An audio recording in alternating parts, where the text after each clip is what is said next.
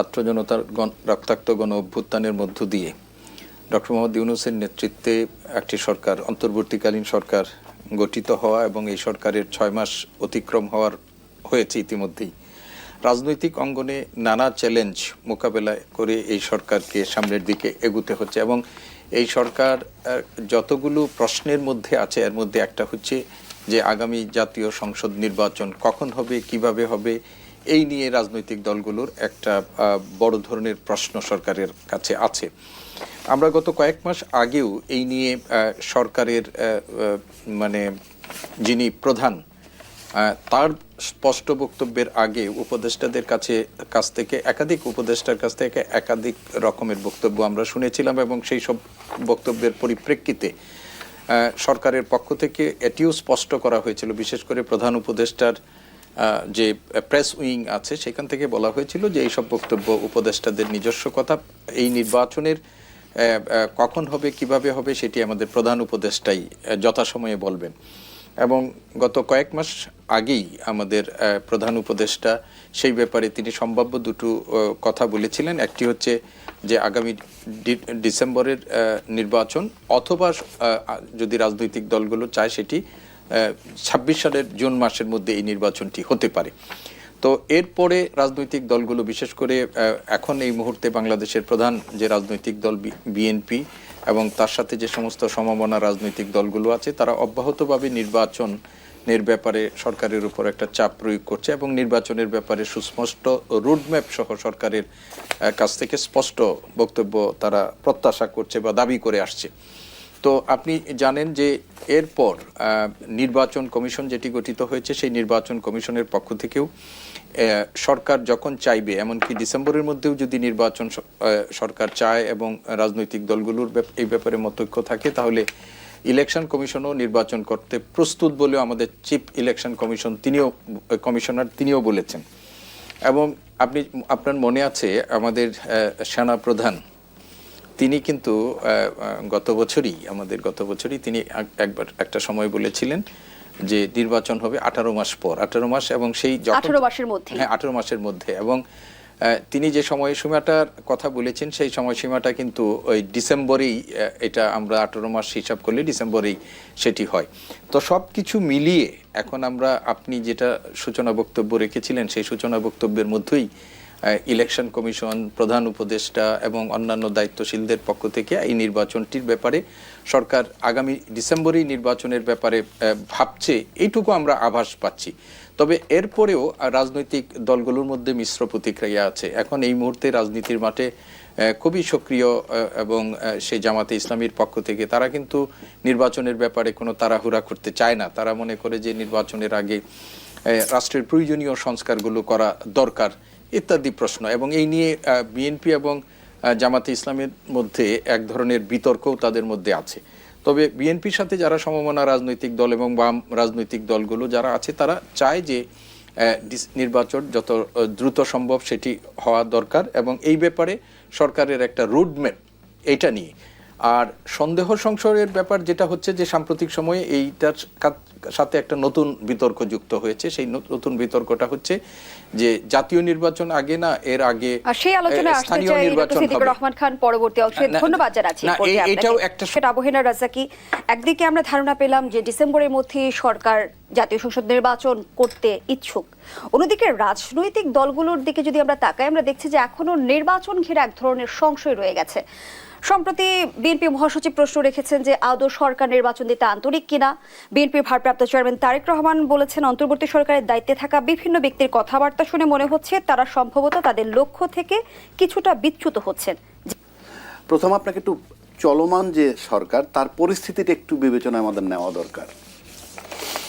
বাংলাদেশে কিন্তু তত্ত্বাবধায়ক অধীনে অনেকগুলো নির্বাচন হয়েছে এবং এই তত্ত্বাবধায়ক অধীনে যখন নির্বাচন হয়েছে তখন কিন্তু দেশের সব কিছু ছিল ঠিক, সব কিছু ছিল রাইট অর্ডারে, শুধু মাঝখানে সরকারটা ছিল না।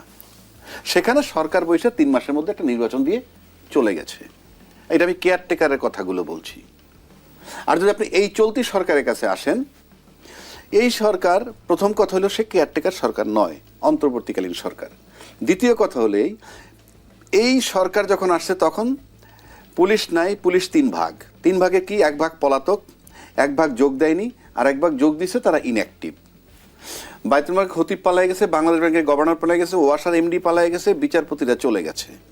এই যে একটা সিচুয়েশন, এবং তার পাশাপাশি আনসারের দাবি এইভাবে, মেডিকেল কলেজের দাবি, টিচারদের দাবি 150।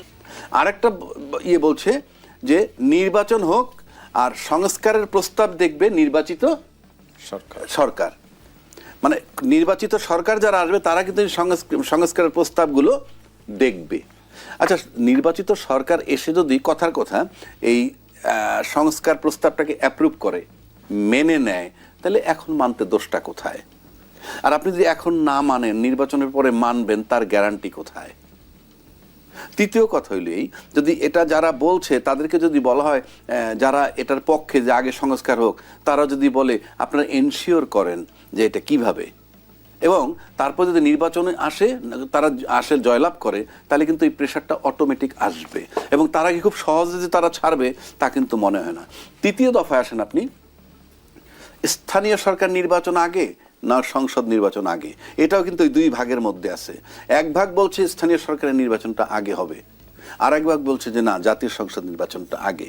এই যে লড়াইগুলো, এখন ধরেন নির্বাচন যথারীতি আপনার ইউনূস সাহেব দিয়ে দিল, আমি তর্কের খাতিরে ধরে নিলাম যে ডিসেম্বর মাসেই নির্বাচন দিল, অক্টোবরে তফসিল দিল, নির্বাচন 3 তারিখ দিল। এই 3 তারিখ দেওয়ার পরে কি হবে? তার আগে তো একটা জায়গায় আসতে হবে, আমরা সবাই এই নির্বাচন চাই। ধরা যাক আসলো না, নির্বাচন দিল, কার দাবির পরিপ্রেক্ষিতে? ঠিক আছে, যেটাই বৃহৎ অংশ মনে হয় বড় দল, তাদের দাবিতে যদি সংসদ নির্বাচনটা আগে দেওয়া হয়, তাহলে যদি আরেকটা ভাগ যে রয়েছে তারা বলতেছে আমরা স্থানীয় সরকার নির্বাচন আগে চাইছি, কাছে আমি নির্বাচন করতে দিব না। সেই সঙ্গে আমরা গণঅভ্যুত্থানের নেতৃত্ব দেওয়া ছাত্রদের পক্ষ থেকে যে দাবি শুনতে পাচ্ছি যে আওয়ামী লীগের বিচার করতে ব্যর্থ হলে সুষ্ঠু নির্বাচনও সরকার ব্যর্থ হবে, আওয়ামী লীগের বিচার না হলে জনগণ আইন নিজের হাতে তুলে নিতে পারে, সেক্ষেত্রে দেশে গৃহযুদ্ধের শঙ্কার কথা বলছেন তারা। যে শঙ্কার কথা বলছে সেটা আমি গৃহযুদ্ধের কথা বলতে পারবো না, কিন্তু আমি যেটা বলতেছি একটা সমূহ বিপদ আমি দেখতেছি। কারণ আপনি দিলেন সংসদ নির্বাচন, আমি বলতেছি না, স্থানীয় সরকার নির্বাচন আগে দিতে হবে, তাইলে আমি নির্বাচন হইতে দিব না, আমি বানচাল করার চেষ্টা করব, আমি সেই অর্থে বলছি। আবার যদি স্থানীয় নির্বাচন আগে দেয়, তাহলে যারা জাতীয় সংসদ নির্বাচন আগে চাইছে তারা বলবে আমরা এই নির্বাচন মানি না। পাশাপাশি আপনি আসেন, কি দিয়ে আপনি নির্বাচনটা করবেন? আপনি যখন নির্বাচন করতে যাবেন, টোটাল প্রশাসন যন্ত্রটা আপনার লাগবে। সেই প্রশাসন যন্ত্র এখন পর্যন্ত আমরা দেখতেছি জাস্ট ইনঅ্যাক্টিভ। তো জাস্ট ইনঅ্যাক্টিভ যদি হয়, তাহলে সেই প্রশাসন যন্ত্র দিয়ে আমি নির্বাচনটা কেমনে করাবো, এগুলো এনশিওর করতে হবে। তৃতীয় কথা হইল, আমি বিভিন্ন টকশো বলি বা ইউটিউব দেখি, আমি এই সরকারের ব্যর্থতা দেখি। মানে আমি ব্যর্থ বলছি না, আমি বলছি সবাই বলে সে ব্যর্থ। তো যে সরকারটা সর্বক্ষেত্রে ব্যর্থ, যেমন ধরেন রাষ্ট্রপতি অপারেশন করতে গেছিল ছাত্ররা, সেটা কিন্তু একটা বড় দলের কারণে পারে নাই। এই যে বড় দলটা, সে কিন্তু অনেক শক্তিশালী দল, যে বড় দলটার কথা আমরা বলছি। এখন এই যে মানে ইউনূস সাহেব, যে এই যে সরকারটা, সেই সরকারটা যদি আপনি মনে করেন যে নির্বাচনটা দিতে গিয়া যদি সে একটা কঠিন পরিস্থিতির মুখোমুখি হলে, এগুলো সমাধান না করে নির্বাচনটা দিবেন কেমনে?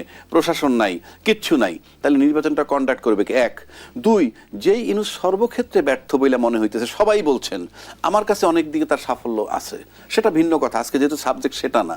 তাহলে আপনি ইউনূস সাহেব যেহেতু সব দিক থেকে ব্যর্থ, উনি একটা সাকসেসফুল নির্বাচন দিবেন, খুব সুন্দর একটা নির্বাচন করবেন, এইটা আমি গ্যারান্টি কি? আমি এই গ্যারান্টি কিভাবে নেই?